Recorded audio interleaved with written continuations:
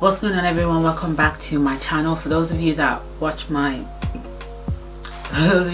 previous video, or for those of you that have subscribed to my channel, I want to say thank you. I really do appreciate it. In this video I am going to talk about my dating experience and why I have decided to stop dating. If you are someone who has been watching my videos, you know that I've been out of the dating world for quite a long time, like since I was I don't know, it's been many years ago. Anyway, I've been out of it, and in this video I'm going to talk about why I've been out of the dating world and why I don't suggest Christian girls to be dating. And yeah, let's go straight into it. So I've got notes here in case if I forget to say anything or if I leave anything out that could be important. So alright, when I'm talking about going on a date, I'm talking about going on a date with the opposite sex with the intention of maybe it might turn to a relationship or marriage or a fling or a one night stand, things like that. I'm not talking about the same gender. I'm talking about going on a date with the opposite sex with the intention of a relationship or sexual intercourse, something like that. That's what I mean. So one of the reasons why I decided to stop dating in the past, I'm not really one who's been in a good relationship or in a long-term relationship, but what I find with dating is that I feel like people say, you know, I'm just dating this person as an excuse of I'm meeting up with this person, or I'm kissing this person, or me and this person are having some sexual thing going on, but at the same time I'm allowed to kiss other people, I'm allowed to go on dates with other people, I'm allowed to do whatever I want to do with the opposite sex. And I feel for me that's not on. If we are exclusive, we are exclusive. There's none of this, you know, I'm kissing you and then you're kissing other people and then you're transferring saliva all over the place. I'm not in for all of that. For me, kissing is very intimate. It's not something that you do with random people each day or every weekend or whatever. And I know for some people kissing doesn't mean anything, but for me it means something to me. So I personally wasn't cool with that. And what I found was when I would say like, oh, I'll go on a date with a guy, I would like, my imagination will go so far when we haven't even sat down and have a conversation yet. So let's say I exchange numbers with a guy. My mind's already thinking, you know, do I see this guy on my wedding day? Can I live with this guy? What does he look like? Is he this? Is he that? Instead of me to just like be in the moment and just be okay with where we're at right now, my imagination is going far. And then when you go on a date with someone, when they don't make their intentions clear and they're just dragging you on, it's really frustrating. Because personally, I like someone who just goes straight to the point. Don't beat around the bush. If it's marriage you want, let me know. If it's a relationship you want, let me know. If it's sex that you want, let me know. None of this beating around the bush shenanigans, you know. One of the funniest experience I've had with going on a date is there was a time I had to go on a date with this particular man. Not that I was even interested in him, I didn't really find him physically attractive, but I was just bored. This was like when I was 18. I think this was the last date I've been on, yeah, when I was 18. And he took me out on a date. And normally when I was young and a guy normally asks you to go on a date with him, I usually look for like a restaurant where they have like nice meals, so I could use that opportunity to like get a nice meal or to get something classy that I couldn't afford for myself. I was young, I was in uni, you know, so when you're in uni you don't have a lot of money on you, you have to manage your money. So this particular guy, he did something different that really surprised me. He just told me, you know, I want you to pick a coffee shop or anything, I would meet up there and that's it. So when we got there, I had intentions that, okay, there's this particular cheesecake that I like and I really want it, and I'm hoping that this guy will get me this cheesecake, because normally when I go on dates with guys, you know, I get what I want and they get me what I want. But with this particular person, he came to me and he was like, okay, I'm gonna go and get a latte, what hot drink do you want? That was it. That was the only option he gave me. He just gave me an option of a hot drink. He didn't ask if I wanted to eat anything or if I wanted any cakes or anything like that. And you know me, like, I'm not the type to be, you know, why am I not getting this? Why am I not doing that? Nah, nah, nah, nah. Like, that's not me. That's not me. That's not me. So since he only offered a hot drink, I said, okay, I guess I'm not going to get my cheesecake today. I was just saying that to myself. Like, so he got me the hot drink. He sat me down and he started asking me a lot of questions. So he was like, you know, what are you doing now? Where are you going? What are your plans? Where do you see yourself 5 years time? Now, bear in mind, like, I'm only 18 in uni doing a course that I don't like, trying to figure out my life out. I don't even know myself, don't know my identity. And across me on the table is a man asking me all these questions. So, you know, I'm just puzzled inside, you know, trying to come up with something. Then he started talking about himself, like, I see myself doing this, I came from here, and in 5 years time I'm gonna go to Canada and do this and do that and blah blah blah blah blah blah blah. And as soon as he told me that in 5 years or 2 years time that he was gonna go to Canada, I said to myself, whoa, I don't see myself doing that. You know, I may not know what I'm doing in my life. I might not know where I'm going. I might not know what I'm doing. I might not know who I am. But one thing I do know is I'm not going Canada. And I made that clear to him. I'm not going Canada. Now, I've never been to Canada. I've never really heard anything about it, to be honest. But I just knew inside me that that's not the direction that I'm going. And when we both, you know, talked about it, then he was, you know, he was like, all right, cool. And I think after that day, we both knew at the back of our heads that this wasn't going to go anywhere. So after that, we both of us just mutually decided to stop communicating with each other. No beef, no nothing. But the thing about that experience was, he was really an eye-opener, because all the other days that I normally go on, they don't ask me all these questions. They don't even know me. They don't, all they talk about is, what's your favorite color? What's my favorite color? Oh, we like this, you like this, I like that too. Oh, you want to go there? I want to go there, let's go there too. Like, it wasn't, the questions weren't deep enough for me to really think that, do I actually see myself with you in the long run? And this was something that I touched on a little bit in the Unequally Yoked Relationship series part 1, that when you're on dates, it needs to be purposeful. Basically, everything you do in this world, there has to be a reason behind it. There has to be a purpose in it. There's no more wasting time anymore. And after that experience, and all the experience that I've had, like, in the past, because I've had men who've treated me like dirt, like trash. Basically, I just decided that, you know what, I'm just going to be on my own now and really work on myself so much that I wouldn't need to go on a date. And even after that, something else happened as well. Like, I had to spend some time with God, and I told God, I said, you know what, I am not going to go on any dates, because I believe that you have somebody for me. I might not know who it is yet, but I know you got somebody for me. And I'm not interested in dating around, kissing around, trying to find out, is this the one, is this not the one? Because for me, I'm quite reserved. I'm not the type that likes moving around about. So I told God, I said, I'm not going on any date with any guy until you reveal to me who you have in store for me. That's the only time I'm going to go on a date. Apart from that, every other dude is just getting a no from me. And I know some of you might be like, oh well, how do you know God picked someone, and there's not just one person for one person, and there could be many other people that could be a candidate for being your future husband, this and that. Personally, I believe that God has somebody for you. The problem is with a lot of people is you want to figure it out yourself. And what I find from experience is, when you go on all these dates, you don't get the information you need. You can't see beyond what you're looking at, because it's only the spirit within the person that knows what's going on within that person. You can't know unless if you ask the Holy Spirit to reveal it to you. There are times where in the past where I felt like, oh, maybe I should try and go on a date with this person, and God's like, no, that's not it, that's not the one.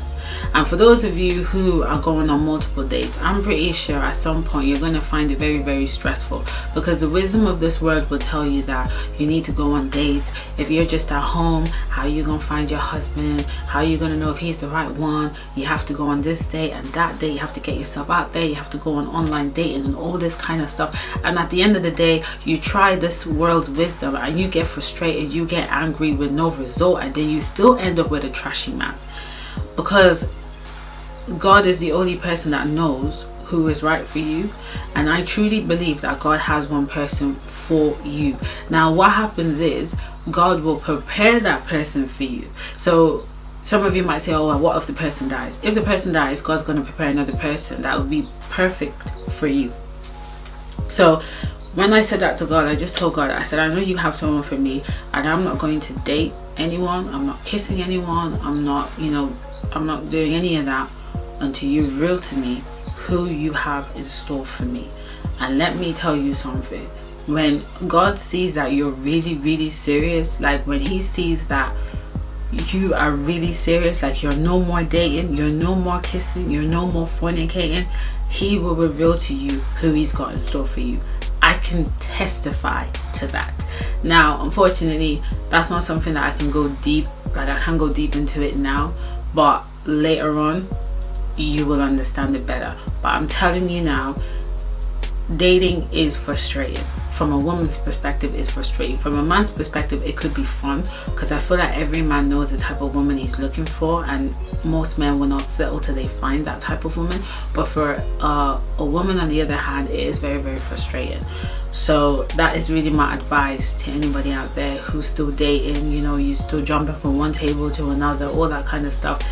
My advice is to wait on God. Let God reveal to you who it is. Now there are times where you're gonna come across people who fit into that physique that you're looking for, or they fit into that thing that you're looking for, they've got that character you're looking for. And do you know what, I'll give you an example. There was a time I was in the train station in London, Houston, right? And there was this man who was holding roses, and me personally, I love flowers, but there was something special about this roses that he was holding. I don't know what it is. It was so beautiful. Like, it wasn't the same as the one that you'd see in Marks and Spencer's or Sainsbury's. This one was special. Like, they picked it up, So I sat beside him and I said to him, these roses are really, really nice. Like, where did you get them and who are they for? So he said he got a florist or something like that to get it, and that it's for his mom, because no, he said it's for his friend because his friend is sick. I said, your friend, roses for your friend, because I feel like roses is something like, it's a romantic thing. Like, it's not something you just give to your friend, it's something you give to your lover, that's how I see it. So he goes, yeah, it's for my friend. I said, are you sure it's for your friend? He goes, yeah, it's for my friend. There's nothing wrong with me getting roses for my friend. I said, yeah, there's nothing wrong with getting something for your friend, but when it's roses and they're beautiful like that, like one of a kind, I don't really think that's for a friend. So anyway, he started chatting me up, he started asking me questions, telling me that I'm looking for someone to be serious with, to settle down with. So he gave me his number. So I looked at this number, right? This happened like about 2 years ago, or was it 3 years ago? I think it was 3 years ago. And he gave me his number on a sheet of paper.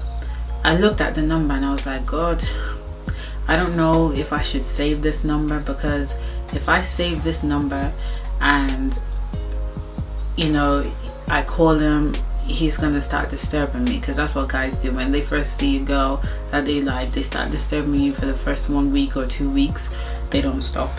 So I was like, I need you to give me a sign whether I should go ahead with this or not.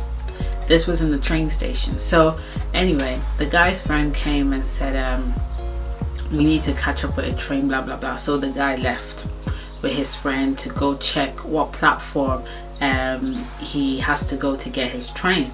So when he left, like 4 minutes later, I got up and I said, you know what, let me check my platform too, because I don't know.